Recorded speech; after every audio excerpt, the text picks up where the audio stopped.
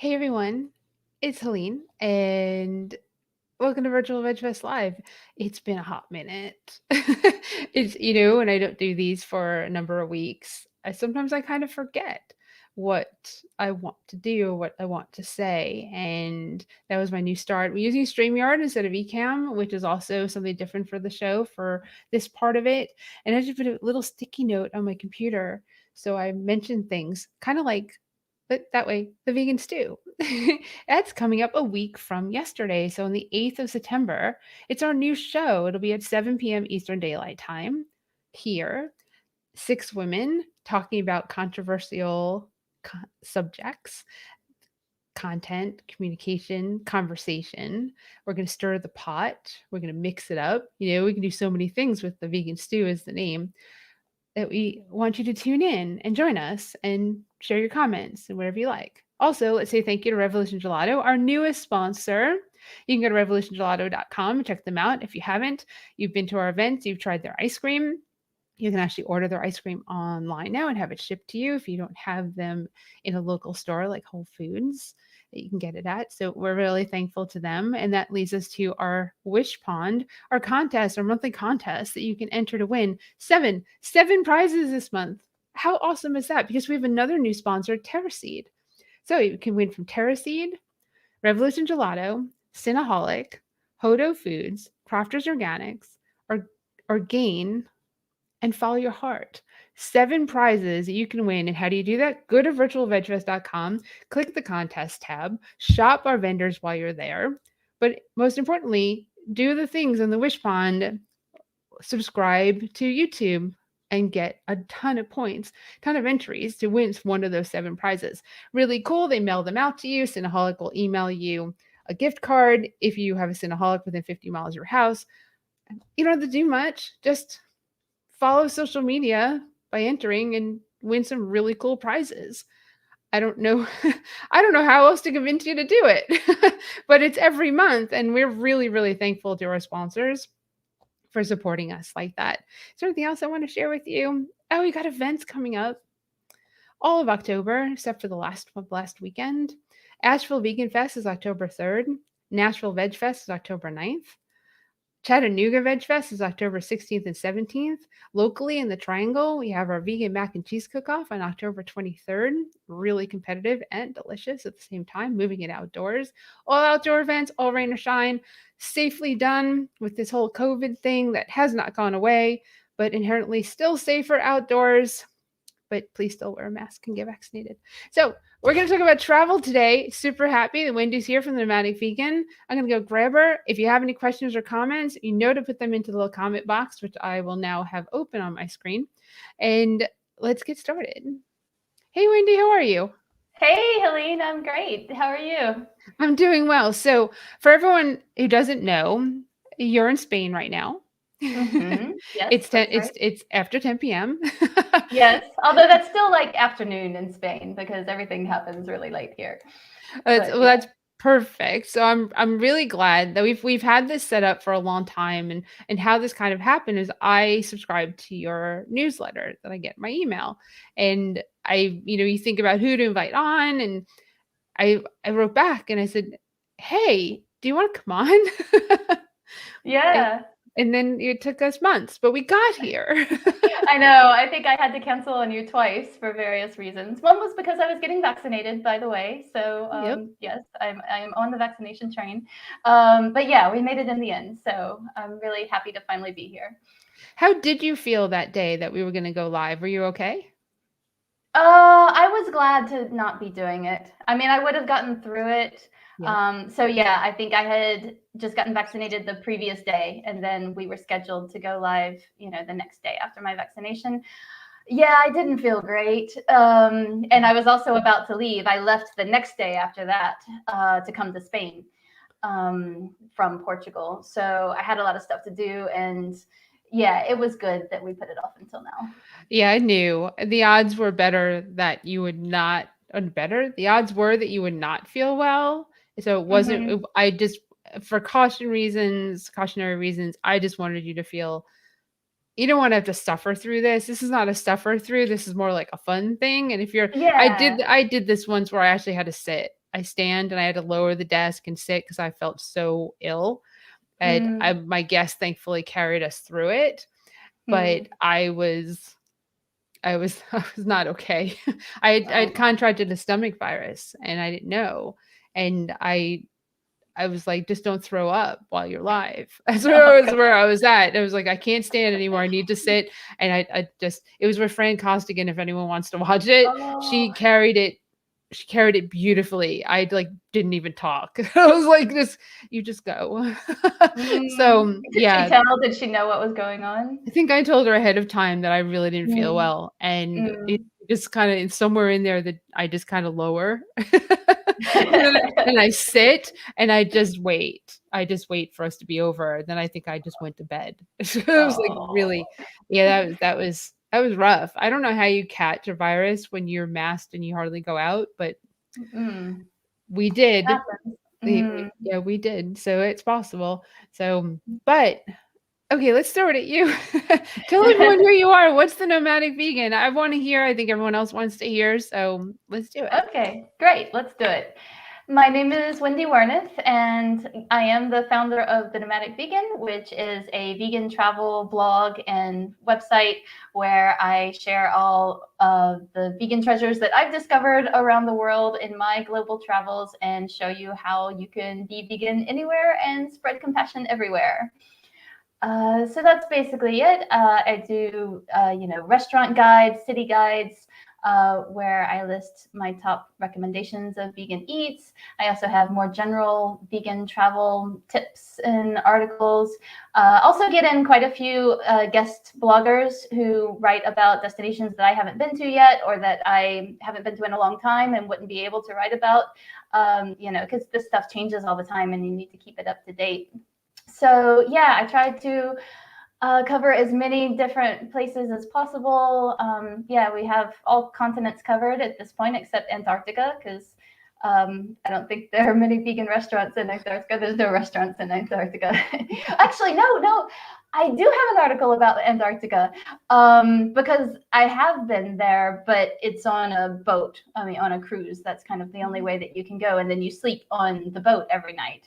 So you have little excursions out onto the land, but there are no hotels, or at least that's how it was set up when I was there. It was a few years ago. So actually, I forgot that I did write about that experience. So yeah, we have all 7 continents covered on the Nomadic Vegan. That's amazing. So you have traveled to, at least what's on your website, 117 countries.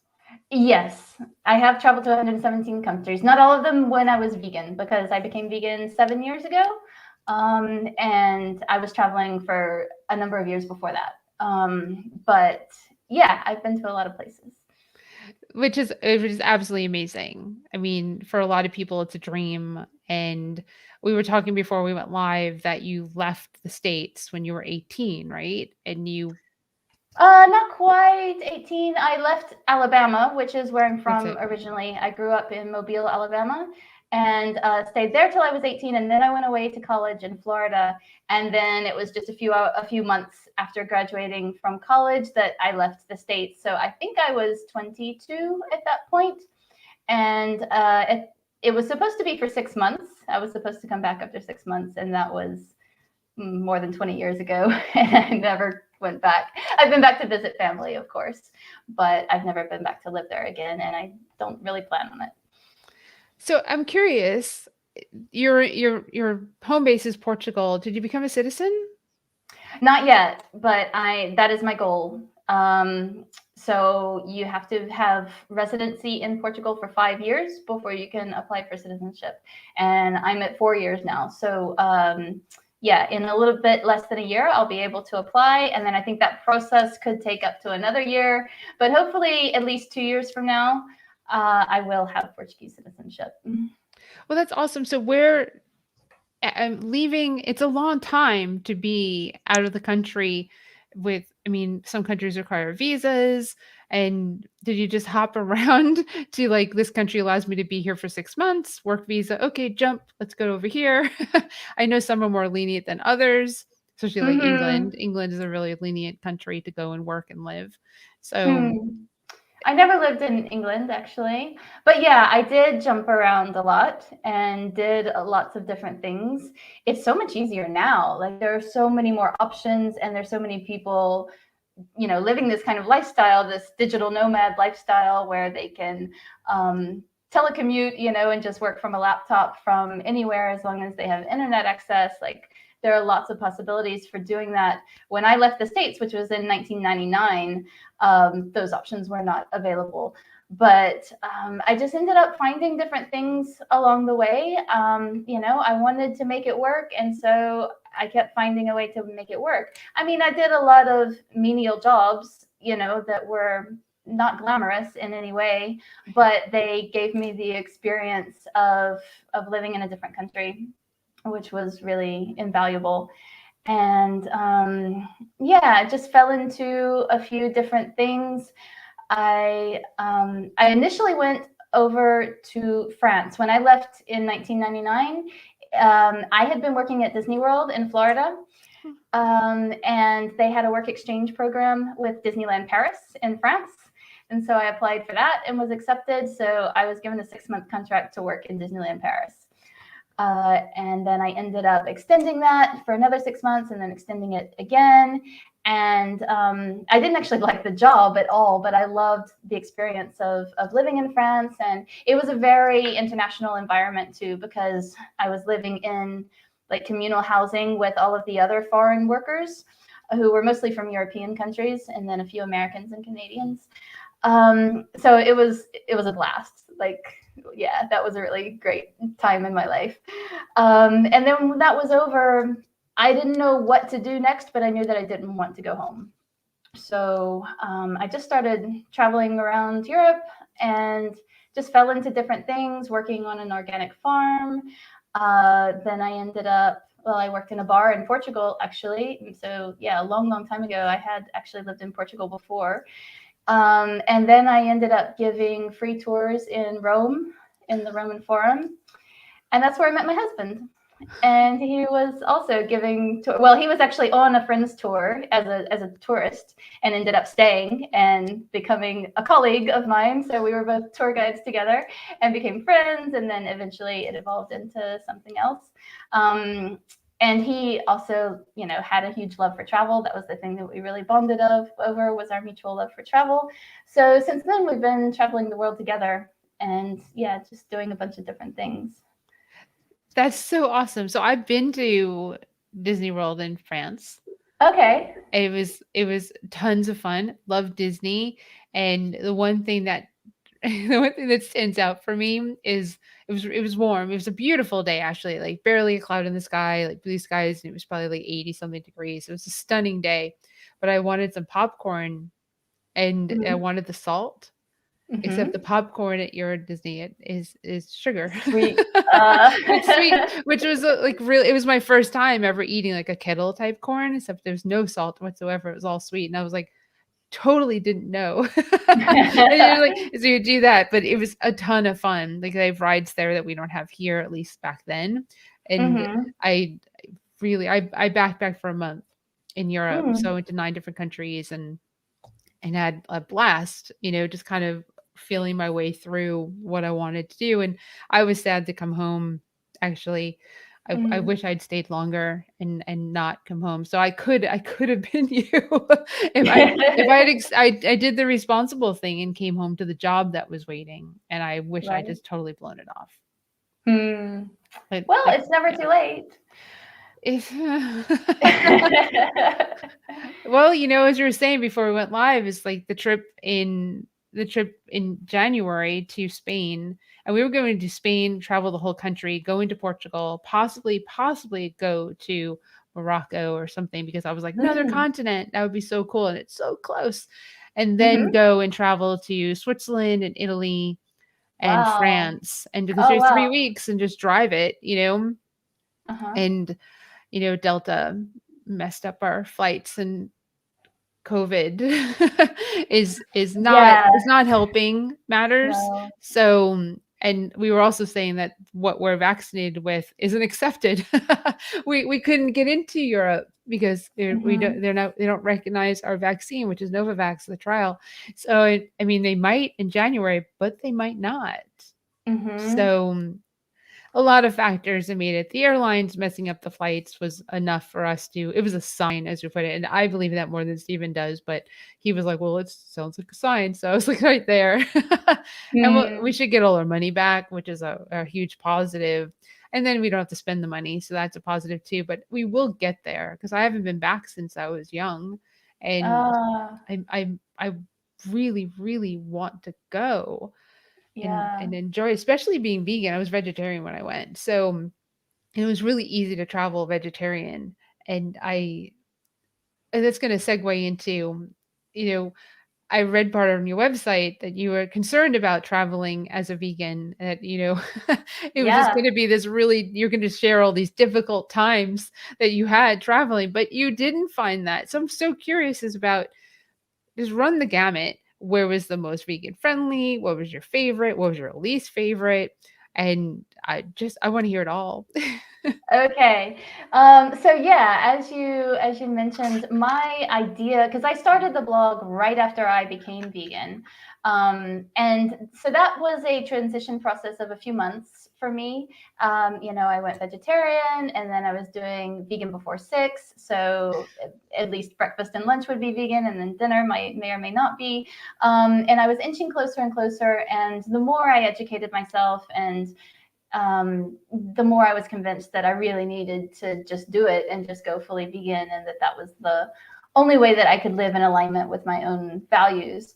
But one of the biggest things that was holding me back was that, travel was a huge part of my life, and I really didn't know if it was possible to find vegan food in some of the places I'd already been, and then also in some of the places that I hadn't been yet and still wanted to go to. So that was a huge concern for me. And I decided to give vegan travel a trial run because my husband and I had booked a 3-week trip to Greece. And I thought, okay, well, I'm going to see if I can just eat vegan, totally vegan for those 3 weeks that we're in Greece. And if I can, then we'll take it from there. Didn't really know much at all about Greek food. But it turned out that was a pretty lucky choice because I was blown away by how vegan friendly traditional Greek food was. And it wasn't because there were lots of vegan restaurants there. There weren't. This was in 2014. It's changed a lot now from what I have heard, but the word vegan was not widely used or understood in Greece. But that didn't matter because there were so many traditional dishes that were part of the local cuisine that were just naturally vegan. And that's largely because of religious traditions in the Orthodox Church. And it's something that you'll find not just in Greece, but also in anywhere that you find the Orthodox Church. So in lots of Eastern European countries, also in Russia, even in Ethiopia, because they also have the Ethiopian Orthodox Church there. And they all have a fasting tradition, which in this case, it doesn't mean that you don't eat at all. It just means that you refrain from eating certain foods. And those are all animal-based foods. So it varies slightly from one country to another, but it's basically a vegan diet or very close to vegan diet that people are eating during fasting days. And there are lots and lots of fasting days on the Orthodox calendar. So that means that, naturally lots of these dishes are incorporated into the cuisine. If you want to, really make the most of it, then you can go during one of the main fasting periods, which would be Lent would be the biggest one, the 40 days or so leading up to Easter, and that's Orthodox Easter, so it's different from Catholic or Protestant Easter. But I wasn't there during a fasting period, and I found that even so, there were always loads of vegan dishes on the menu. And instead of asking for vegan food, I would ask for fasting food. I learned the word for fasting in Greek. I don't speak any Greek. I know like 3 words, but one of those words is nistissimo, which is the word for fasting. And that was a really easy shortcut because in the case of Greece, fasting food means no meat, no eggs, no dairy, and no fish, although they do eat some other sea creatures, like, for example, squid. If it doesn't have a backbone, I think that's the rule, that it's okay to eat. So you do still have to say, once they say these are the mistissimo dishes, the fasting dishes, then say, okay, and also I don't eat any seafood. But still, that was a lot easier than trying to explain what vegan was when people weren't familiar with that. So Greece is actually a really surprisingly vegan-friendly country. I kind of put vegan-friendly destinations into two categories, because you can have countries that have a really booming vegan movement, and therefore, lots of vegan restaurants and lots of mainstream restaurants that are adding marked vegan options onto their menus and catering for that demand. And then you can have the places where people have never heard the word vegan before, but they do eat lots of vegan food without realizing that that's what they're doing. So I would say that Greece falls into that category for sure. Italy, surprisingly, people have, I think, often a skewed view of what Italian food is like, because the Italian food that has been exported to the US and other parts of the world is not really that authentic for the most part. But the food that people actually eat, especially in the south of Italy, because it varies so much from region to region. There are 20 different 20 different regions in Italy, and each one has its own local cuisine, and then individual cities and towns will have their own local cuisines as well. But particularly in the south of Italy, it's really vegan friendly. There are so many plant-based dishes that are part of the cuisine. Taiwan is fantastic as well, for a lot of reasons, because, well, I'd say, obviously it's a Chinese-based cuisine. A lot of the dishes that are eaten in Taiwan are similar to the dishes that are eaten in China. So China is also vegan friendly if you speak Chinese. If you don't speak Chinese, you could really have difficulty, explaining what it is that you want. Whereas in Taiwan, you don't have that much problem with that, because English is widely spoken, and they also have a strong vegan movement, whether it's for religious reasons, again, among Buddhists and some other local religions, or there's also, a more of an animal rights activist-based vegan movement among younger people as well.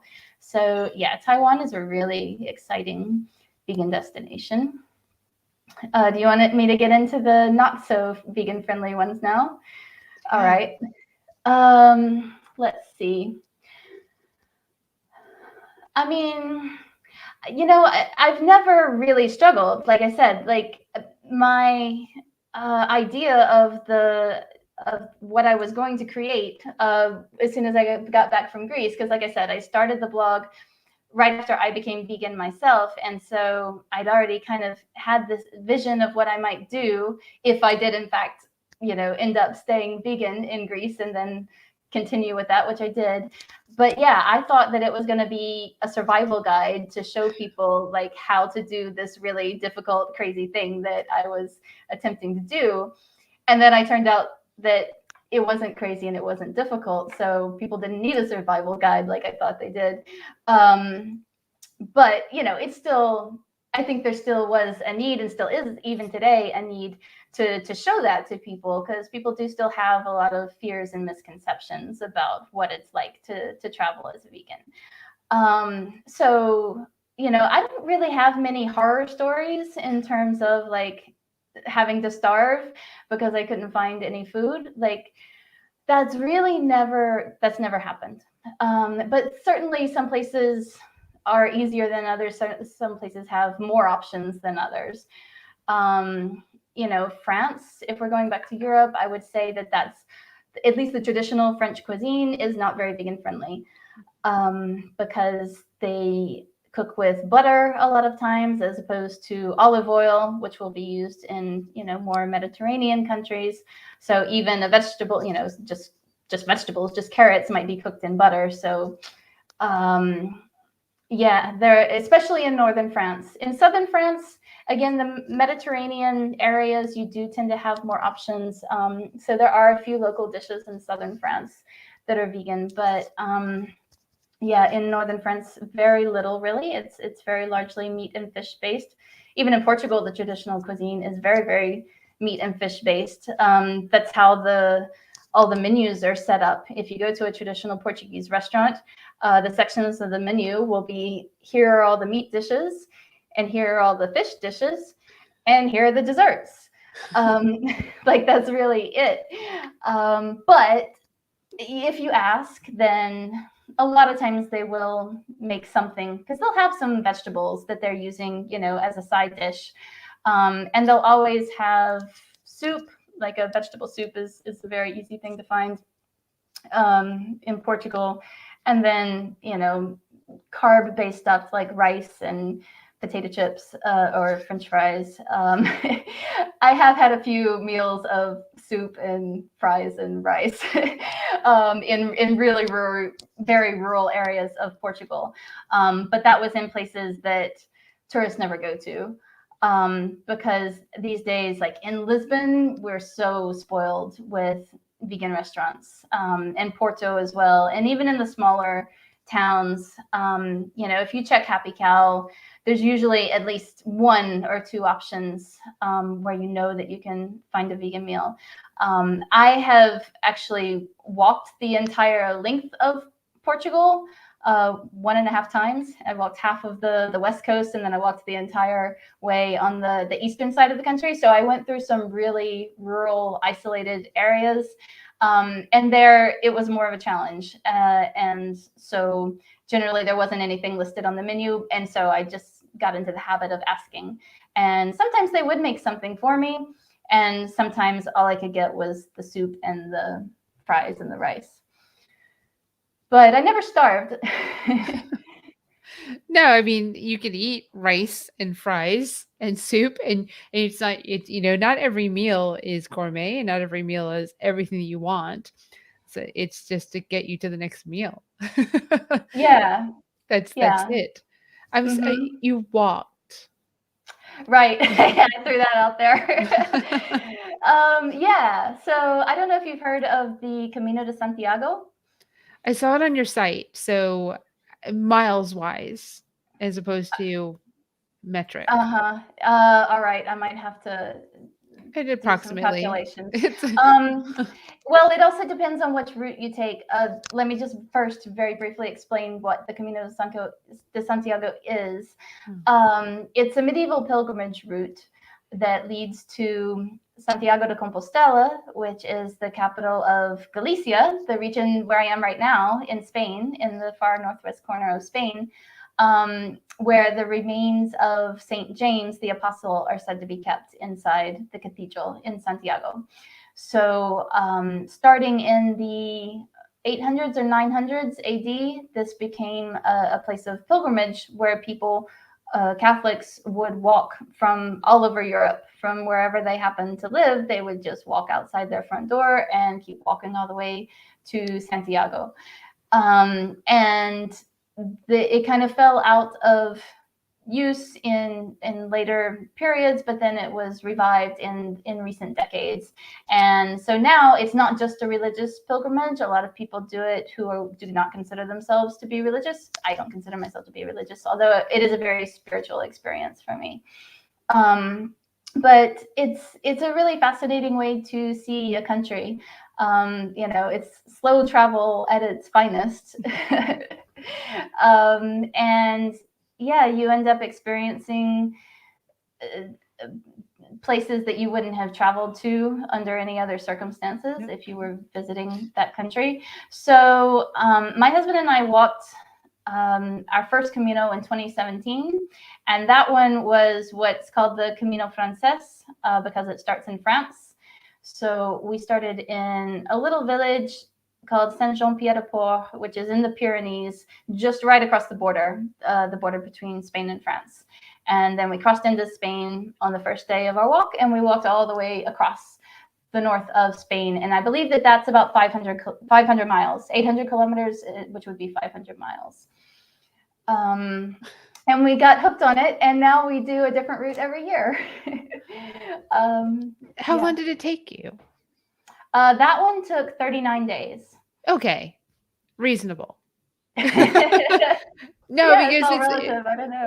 it's a lot of miles. So, I mean, talking about quick math, 39 days, 500 miles. I mean, that's how many miles did you do per day? Because I don't want to do the math. Don't ask me to do math. I know. I'm not sure. I mean, I was thinking in kilometers the whole time. So I think it was roughly 20 to 25 kilometers per day. Okay. And then we had a few rest days. We were pretty slow actually compared to most of the other people who we met who were doing it. I developed a foot problem that actually continues to give me trouble every time when I walk long distances. My feet hurt a lot because I have plantar fasciitis. But Oh man. That's like 30 miles a day because a 5K no, of no, five is less. 5K is 3 miles to make it easy math. So 5K and you're doing 30, so you're doing 18 miles a day. yeah, maybe something like that. Roundabout. So Mm. 18 to 20 miles a day. That's Mm. that's almost a marathon a day. Is A it? marathon's 26.2 miles. You're doing Oh, right, 18, right. Yeah. Okay. 18 to 20, you're doing like what people prep to do a marathon every single day. But seeing, obviously, you're not power walking it, you're Mm-mm. meandering it. Yeah, yeah. I take it pretty slow. My husband and I have different paces. So most of the time we're not walking side by side. He's usually ahead of me, but then he takes lots and lots of photos. He's a great photographer. So sometimes he'll stop and, be taking like 100 photos of a little waterfall that he found, and then I'll catch up with them. So it works out. But yeah, no, it's a slow pace. And I mean, for me, it's a form of meditation, really. And I've really come to cherish my time on the Camino. It very often helps me to put things into perspective and to reevaluate my priorities and, question whether the things that I think I have to do every day are really that important and whether I really should continue to do them when I get back home. In a lot of cases, the answer is no. Yeah, so this year, well, the past 2 years really during the pandemic, that was pretty much the only travel we did. We canceled a lot of travel plans, as I'm sure a lot of people did, and but the Camino was something that we felt like was still feasible. So we did the what's known as the Portuguese Camino from Lisbon in September of 2020. And that time we actually walked out our front door, which I was really excited to do that, like just like the people in medieval times. And it meant that, we weren't taking a flight or taking any other forms of public transport. We did take a train from Santiago to get back home at the end. But for the most part, it's a pretty safe form of travel because we were, outside the whole time and generally not around people very much. And then this year we did our longest Camino ever, which was on a very little known route that even people who are nuts about the Camino like we are have never heard of this route before, because we had to find something else that we could walk in Portugal. Initially, we had wanted to walk in Spain, but the border was still closed when we started. That was April of this year. So we had to start in Portugal, and we wanted to do a really long walk because we knew this was probably the only travel we were going to get. So we ended up starting from the Algarve, from the southern coast of Portugal, and then walking all the way up the country, but on the eastern side, which is very rural. And most of the big cities, all of the big cities really, are on the west coast, Lisbon and Porto, and then there's a few others as well. But we were walking through teeny tiny villages. We walked through one village which has a population of two elderly men. And not growing. No. It's not going to grow. Nope. So it was really fascinating actually to see this side of the country and experience it in a way that we don't when we're living in Lisbon. But that was probably the most challenging travel experience I've had in terms of finding vegan food. because options were limited. So, but just options like access to food of any kind was limited. There were days when we just didn't pass any supermarket or mini market or anywhere where we could buy food. And when we did, it would be a very small mini market with really minimal kind of provisions. So, for example, we would buy a can of chickpeas and smash it up on bread, and that would be our lunch, which worked. It's not bad, actually. Yeah, it's actually very good. Yeah. So I'm making the assumption you're camping. Actually, no, we did not camp.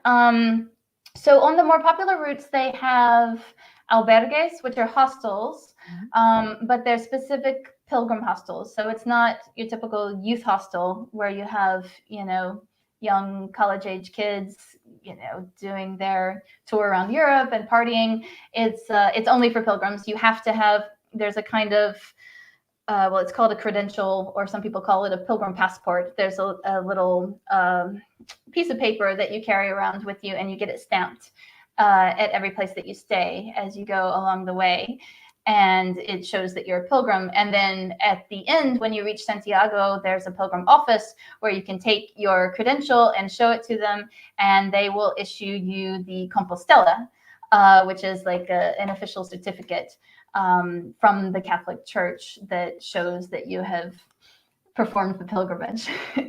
I have the Compostela and they're cool, but I really love the credential because each stamp is different. Like each hostel that you stay in has their own individualized stamp, and some of them are really cool. And that brings back a lot of memories of all of the individual places that we stayed and the experiences that we had along the way. So on this lesser route, there weren't that many albergues, but we did manage to find accommodation. It was tough sometimes. We had to call around a lot because also a lot of places were closed because of the pandemic. So it was a little bit tricky. There were a couple of nights that we stayed in fire stations, like active fire stations with the fire people. And if not, like we just stayed in B&B type places. Budget hotels if we were in towns, or sometimes it was more like rural accommodation, like intended for people who live in the big city and want to get away from that and like have a little retreat for the weekend when they stay in the countryside. And so we would stay in those types of places. So no, we never camped. Okay. And we always managed to find a place to stay each night. That's amazing. It sounds absolutely incredible and experience. Obviously, I get the addiction somewhat because I kind of equate it to people who do marathons. Okay, yeah. People get addicted to doing marathons, and there is you get into your head and you just it's just you and the road. And granted, there were two people, but you're still walking yourself, and there's how much can you talk, right? So there's a lot, I'm sure, a lot of like introspection and reflection, and yes, and you just get to the point where you just want to keep going. Yeah, for sure. I really got into the routine of getting up and walking every day. And yeah, like I said, I find it very therapeutic, even though my feet were killing me. Like, even though I've been in a lot of pain every single time I walked one of these Caminos, but I still keep coming back for more because, mentally, spiritually, and physically, I find it very invigorating, very exhausting, but invigorating at the same time. I love it. I don't know if I would do it, but I love it because it's just it is to me that's the true way to travel. Like most people travel, they go somewhere, they stay in a hotel, they look at the the Eiffel Tower, and they look at the Tower of London, and they go to Rome, and they you do all the touristy things. I like travel where you become local, right, and you just kind of live there for your travel time.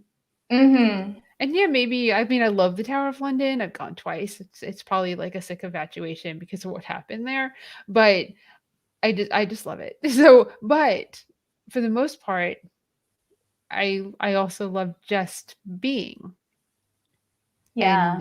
and just figuring out what's there and kind of feeling your way around and the people that you meet because it's very different. It's very different in Europe. And did you travel by yourself at all, or did you always travel Uh, with your husband? oh yeah, before we met, especially. So we met in Rome, but I had been traveling around Europe for I don't know exactly, 2 or 3 months, I would say. Yeah, so I had gone to a lot of places, at least in Europe, on my own. And since then, now that we're together, we're usually traveling together, but there are times when we're not. Like right now, he's away for work. He's gone for 6 or 7 weeks, so I decided to come to Spain and yeah, have a little adventure of my own. And I actually really love traveling on my own too.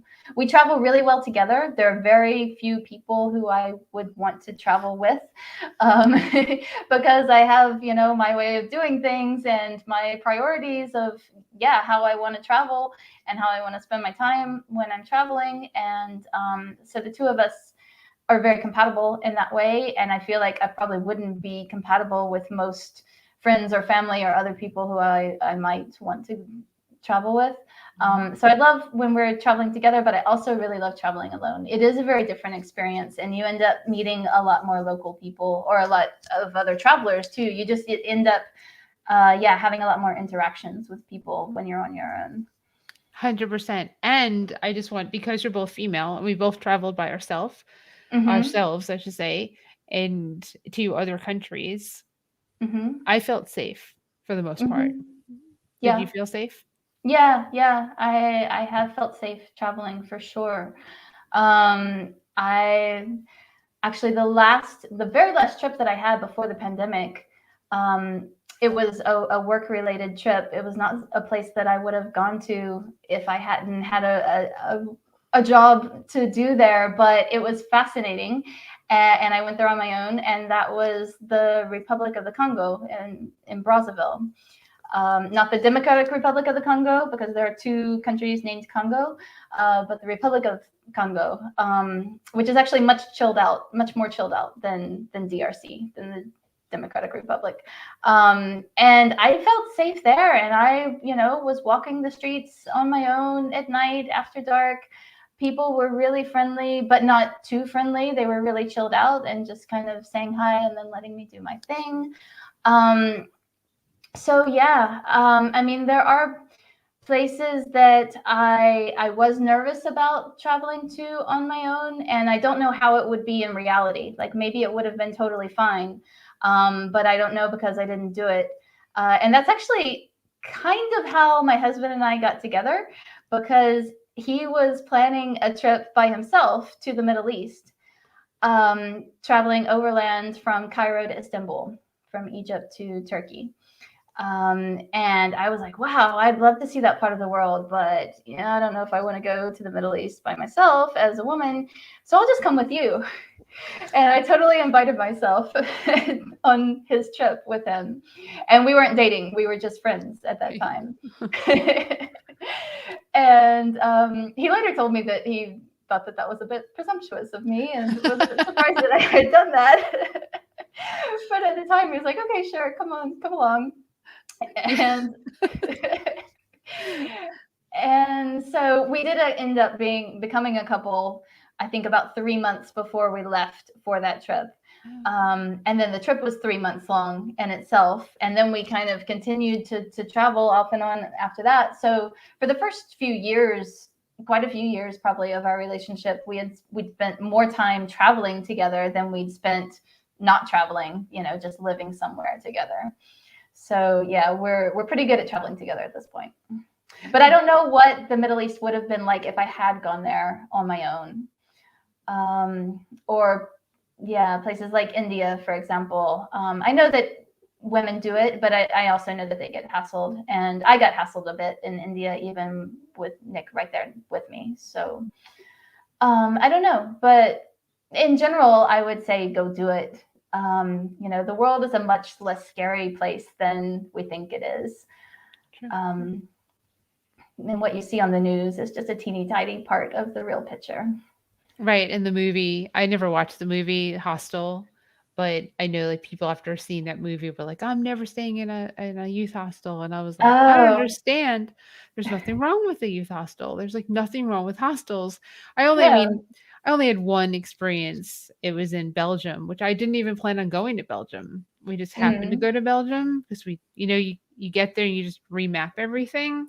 So it's like, okay, yep. let's go to Belgium. So we went to Brussels, and Uh-huh. that was the only time that I didn't feel safe staying in hostel. It was like in Oh, a big really? room with like all the bunk beds and there were other people there and it was just the city's not really all that safe at all. I didn't know because it wasn't on the trip.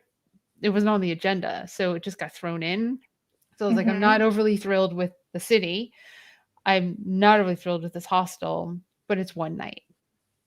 It's Mm. one night and then we made our way to Amsterdam. So it's just from England. So from London to Belgium to Amsterdam and you just and nothing else. No other times was there any issues. I never did I never did feel safe outside of that. And even that probably wasn't that big a deal. It was just I'm from New York. I have that sixth sense of like street smarts to just be like, okay, let's just pay more attention here. And then everywhere else was fine. So, I mean, in Amsterdam, to give you an idea, we pulled into the train station in Amsterdam, and there was this really cute guy, like really cute guy. He was like, "Do you need a place to stay? Do you need a place to stay?" And we were like, "Yeah." And he was like, "Okay, well, it'll cost such and such, and you can stay in this place, and you won't be the only people there, but for now you will be." And I was like, "It's like an apartment," Uh, and I was like, "Okay." And I had a Walkman with me, for what year was tapes. this? This was I think it was 1994, Okay. if I Yeah. remember correctly. I think it was around the somewhere in there, early 90s or whatever. I was Yeah. So 20 I that's was a few years before I started traveling, but still, it's bringing back lots of memories yeah, of. so I'm like 24 years old, and this really, I mean, really cute guy was like, "Oh, we have a place, so let's bring you to this place." And I traded a night for that Walkman. It was like a free Walkman that my mom got for getting Time magazine. And like I was like, "Oh, well, it doesn't really matter to me. I traded it for a night stay." But here's the thing. We left with this cute guy to go to a strange apartment Mm-hmm. under the chance that it and I just spent a night in Belgium where I was like concerned about our safety. Yet this cute guy brought us to a strange place and yeah, it worked out, Mm-hmm. but what? And it was Amsterdam. It was awesome. And other people came, like he sat outside the train station looking for people like us. Yeah, And yeah, then yeah. I remember following a few people. I don't think they were as hot as this guy was by your description. I remember little old ladies. um, I probably wouldn't have trusted the little old lady. I don't know. But yeah, like stuff like that just happens. mhm. It's just the way it is over you. It's a way different culture and world, and everything's so close together. And I Yeah. mean, I loved it, and I haven't been back since, Mm, which is hard to believe. But everything got really expensive mm. until The exchange now. rate is not that great right now. Yeah, but flying there got really expensive until Uh, COVID. Until COVID, now it's like okay. really cheap to fly to Europe. That's why we wanted to go. Right. So I mean, like, yeah, I'm like super impressed that you've done all this and you've traveled to so many countries and you've had all these experiences and that you get to share those experiences with other people because let's segue that to you have a book. Oh, okay. Yeah, I have a book. Um, yeah, so the book is called Veggie Planet: Uncover the Vegan Treasures Hiding in Your Favorite World Cuisines. Yeah, and basically in the book, each chapter is devoted to a different cuisine, and it generally covers the most popular cuisines in the world, the ones that you're probably already familiar with, at least most of them, and probably eat regularly and see restaurants serving these cuisines regularly, Chinese, Italian, Mexican, Indian. And so in the book, I explain a bit about the background of these cuisines, and then also point out some of the most popular and common dishes that are part of that cuisine that are naturally already vegan, or at least can be very easily veganized. And then I also talk about, the hidden animal ingredients that you might want to watch out for in dishes that look like they would be vegan, but actually they're not totally. So yeah, the idea is that it's useful not just for people who are traveling to these countries, to China or India or Italy or what have you, but for people who want to eat out anywhere and find a vegan meal, even if it's just in your own hometown. Particularly, well, maybe you don't have any vegan or vegetarian restaurants where you live, or maybe you do, but you're meeting up with people who don't want to go to a place like that. So you want to find a place of common ground where you can all find something that you're happy with. So yeah, that's what the book is all about. Where can people buy it? It's on Amazon. That's probably, the easiest. I mean, I don't necessarily love recommending Amazon, but it is the easiest place where you can find it. And it's available as an ebook or as paperback. That is fantastic. Very happy to hear that. Oh, let me try and there we go. I just put it up twice. That's okay. So let's see. Oh, that's so weird. It's having trouble connecting to some of my sites. It's so strange. So thank you. If someone wanted to reach out to you, how would they do that? Well, first of all, you can go to thenomadicvegan.com, which is my little home on the internet. And that's where you'll find all the city guides, restaurant guides, and other travel tips and things like that we've been talking about. Excuse me. I also have an ebook that you can download for free. If you go to the website, you'll see it on the homepage. It's 9 Steps for Easy Vegan Travel. So in that book, I give my top recommendations for, how do you find vegan food when you're traveling, and particularly if you're, say, in a foreign country where you don't speak the language, how do you get over those hurdles and things like that. So that's the main place. And then I'm on, most of the social media networks as well. Facebook, Instagram, Pinterest, and Twitter. I'm not on TikTok. I'm a bit too old for that, but I'm not. Are you on TikTok? We're on TikTok. Most of our TikTok actually is under Triangle Vegfest, and it's a lot of Marshall the brown-nosed dog. All right. Yep. So you too can do TikTok. I could. I don't know. I'll mull it over. But you can find me there. It's nomadic_vegan on all of those platforms except for Facebook, which does not believe in underscores for whatever reason. But if you just search Nomadic Vegan on Facebook, you'll find the page there too. Right. We tagged you when we posted on to promote this. We've had you on Twitter, Instagram, and Facebook. So I saw that come in on Instagram just earlier, and then I had to rush out. So I think I had time to like one of the posts, and then I had to go, so I couldn't interact with you. That's there's a bunch. We end up posting to a lot of social because we have a lot of social. So I didn't realize how many places you have a presence in. That's really cool. How many cities do you do Vegfests in? We're in 3 states right now, and possibly adding a 4th state. So we're in altogether, I think we're up to 9. Wow. If we do them all. This year we're doing 5. Okay. So we did actually South Carolina, Greenville, South Carolina on a Sunday, and then the following Sunday we did Knoxville, Tennessee. A couple of weeks ago. Wow. And how are they going? Like, are people showing up? They did. I'm very happy with how the events went, and safely, because that's a concern, even more of a concern now. I mean, it's always a concern. We did an event last October in Nashville. So, but then I got the alert today that Davidson County, which is where Nashville is, their COVID level is severe. I was like, can we please stop? It was the highest level when we did the event last year, but now they added another level. So they went to that level. And Like, the hope is that that'll come down and more people get vaccinated and wear your masks and, you know, Yeah. get through Yeah. this. So Yeah. the vendors are counting on these events, and so are we for our livelihood and their livelihood, Hmm. and that's why we have them, and they're outdoors, and that is inherently safer. And we'll kind of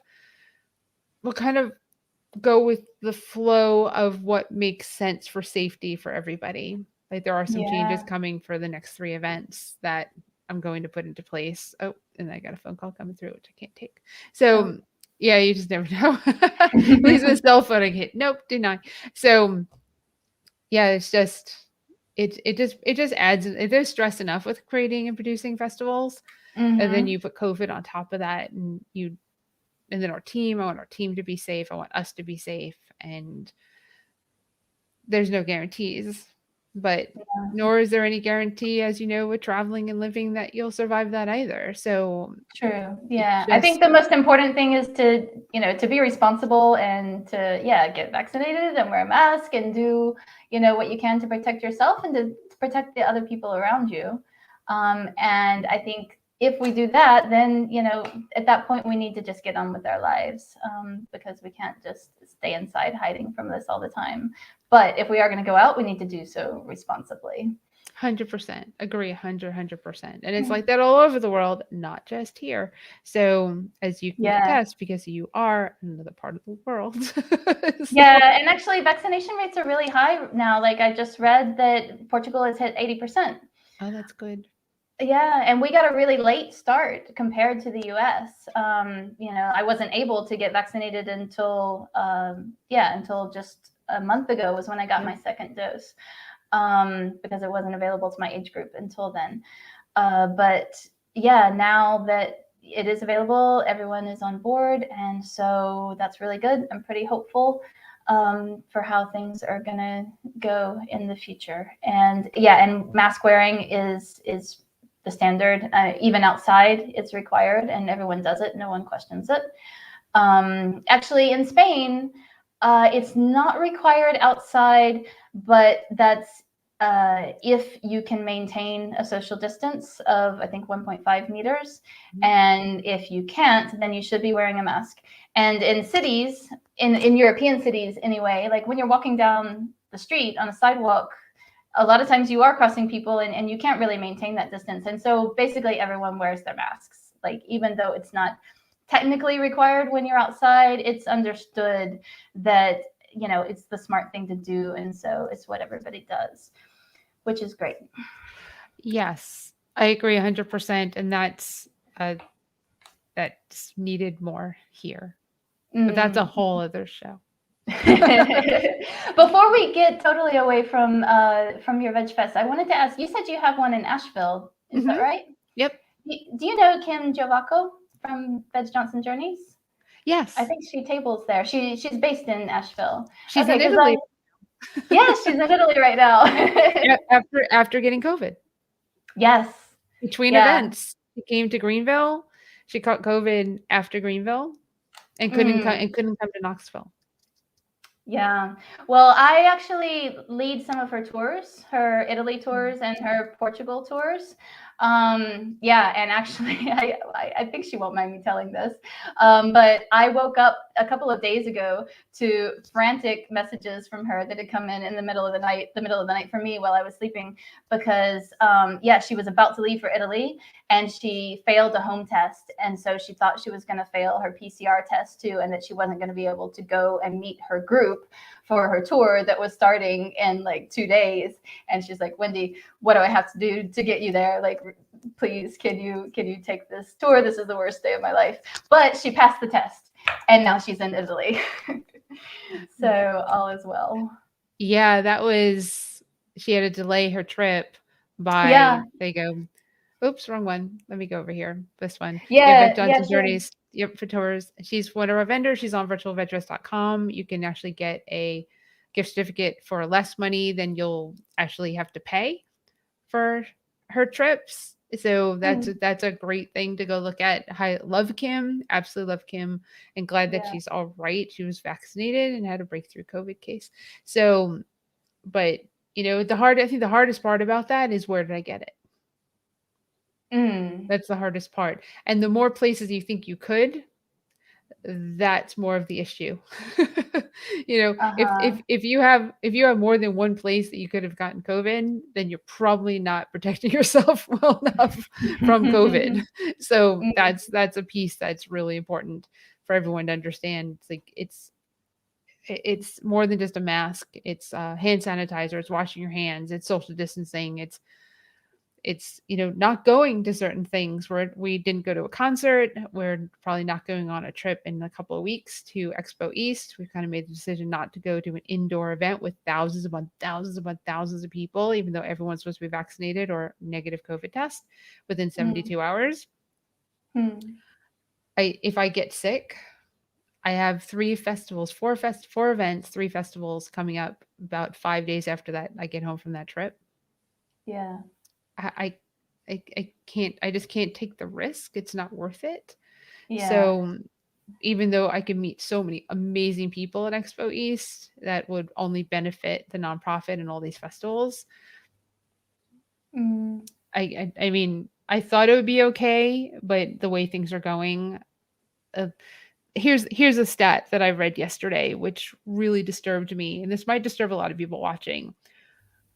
New Jersey is actually tracking vaccinated people who are breakthrough cases, and it's 20%. It's one in Mm. five. Right. That's that's a big deal. Yeah. It's a really But big deal. yeah, I mean, from what I understand, most of those people have mild cases with mild Yep. symptoms. I know that was the case with Ken. She just had mild Yep. symptoms for 12 hours. So, it is still like in your personal best interest for your own health to get vaccinated because you're much less likely to have a Yeah. serious case. But it does mean that you can still catch it and then spread it around. Yep. Um, so, That's the thing is, and once you do that, then you're home for 10 days, and we got a lot to do, and people to see, and food to eat, and like like I mean I had no problem staying home for like that whole like year or whatever with COVID, but now kind of like I want to go. I don't want, it's one thing to like choose to stay home because it's the right thing to do. It's another thing when you're forced to stay home. yeah. It's mentally, it's a different thing, even though it's the right thing to do. But we couldn't even go to the supermarket to get something. We couldn't go to the store to get something. We had to bring everything else to be brought to us, which is Mhm. completely different than the choice of that. Like I go to the store now with a mask on, whereas during 2020 I didn't do that at all. So it was just weird because, and then we have a vaccination, we have a we have something different in us than you have. Mm. So we don't know.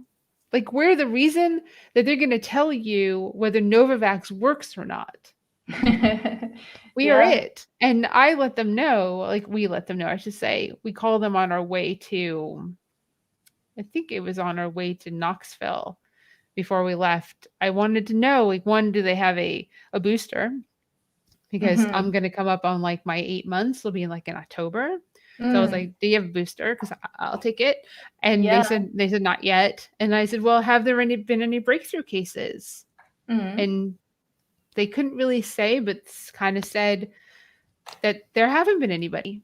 There hasn't been any in the last few Oh, months. And I was really? like, and everyone's vaccinated because it was a double blind trial. So everybody's gotten the vaccine and they haven't had any breakthrough cases. And I said, well, we're going to really test it for you because we're going to actually, I think it was before the first trip. And I was like, well, we're going to go be around thousands of people over the next Mhm. 2 weekends, like Mhm. literally thousands of people. So we're going to let you know if this works or not. Because that's truly what that's what everyone else needs is the comfort in knowing that you got Moderna, a Pfizer, AstraZeneca, J&J, whatever you got running through you as the most common ones, is that there were people like us who took that vaccine and Yeah. walked around doing the things that we're doing to see what happens when we're doing life. And then it came to you. It didn't just go from like a lab to your arm. Yeah. There were Yeah. people like us, a lot. There's like 30,000 people in the United States who did the Novavax trial, and they did one in Europe too. So, and there were 30,000 plus people who did Moderna. and Pfizer. I have friends who did them, and they're not microchipped and they're not dying a year and a half, 2 years later because they've had the vaccine in them before it was approved by the FDA, even emergency approvals. So this is like, I try to explain that to people and they're like, "Oh, it's not safe." It's like, it wasn't tested. I'm testing it right now.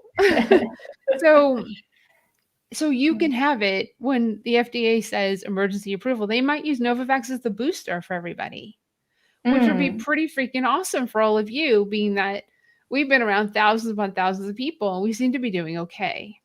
Yeah, so that's amazing if it turns out that that one, is actually much more effective or has far fewer breakthroughs. Then yeah, thank you for being our, I won't say guinea I pig, I don't know. know what the vegan test equivalent test case.